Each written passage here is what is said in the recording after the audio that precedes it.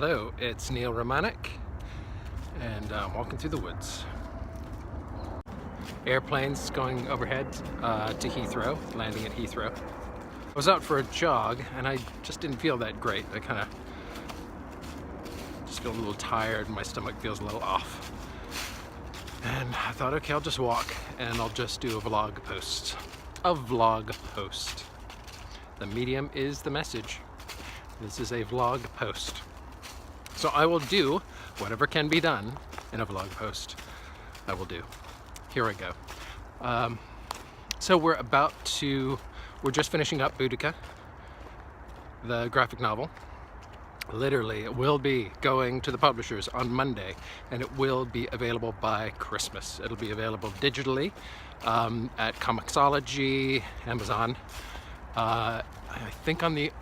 I think via Apple as well. A few different outlets. I can let you know what those are.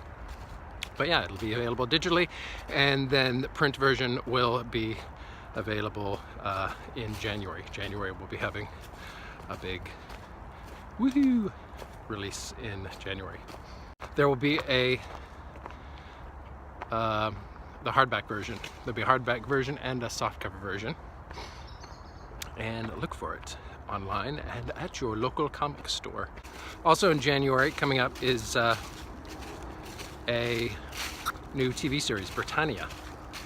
Britannia is a co-production, I think, by Amazon and Sky about Britain in 43 AD when the Emperor Claudius first invaded, and it's about that conflict between Rome and the Britons, which happened the generation before Boudica's story, which was 60 AD. So you can watch that series and get up to speed. And when you read Boudica, it will be an even richer experience for you. There's a squirrel. Hey, squirrel. There's another squirrel. There's a magpie. There's another squirrel. They're all gray squirrels. Gray squirrels come from North America, not from Britain.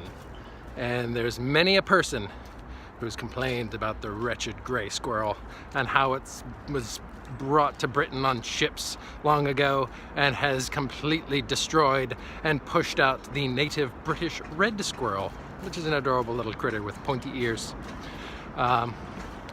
I would argue that it's actually the deforestation of the country and the destruction of its habitat that has actually pushed out the red squirrel, not the gray furred foreigners that have done it. I think the whole thing of, blaming the gray squirrel is really just a sort of a crypto-xenophobic thing where we put our hatred of foreigners onto little animals, little cute, fluffy little animals. I mean, I recognize that, invasive species are a problem, and we have to be careful about that. Be sensible. Don't let your python loose in the swamp. But the poor little gray squirrel is being used politically. Here goes another one. Yeah, Britain has always held off invaders. That's what you do if you're British. When I went to Stonehenge, there was a museum there, and they talk about the Beaker people, I believe it is. In the Muppet Show. The Beaker people came to Britain,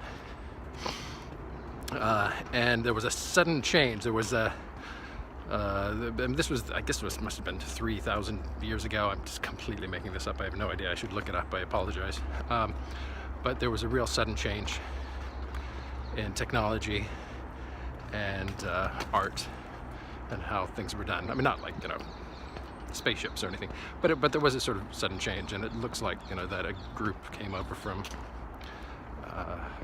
Europe, from the mainland, settled here, and changed the culture pretty radically.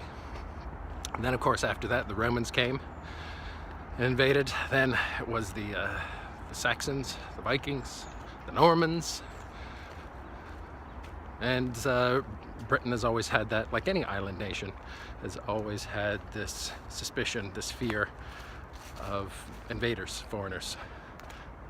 You know, they want to keep their island their island. Strangely enough, what it means to be British is very different now than it was 100 years ago, 200 years ago, 500 years ago certainly, 1,000 years ago. Stuart Lee does a very funny bit about this. So yeah, islands. We want to be an island. No man is an island. No Britain is an island. And in this world now, you can't be an island, you know? If you